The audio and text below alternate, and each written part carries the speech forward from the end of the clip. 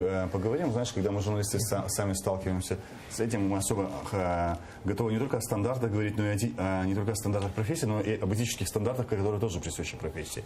Кто должен был предупредить фигурантов? Все-таки СБУ должно было успеть до того, как кто-то в их же кругах слил это той же стране ЮЭ, или все-таки это задача уже средства массовой информации пробить весь список и для начала связаться с каждым его фигурантом, как минимум с теми, кто не фигурировал и кто не был вычислен в пятницу, те, кто ходили в СБУ. Ну, СБУ и этика — это вообще такое понятие слабо пересекающееся. Не для того они сливали, я думаю, чтобы предупреждать.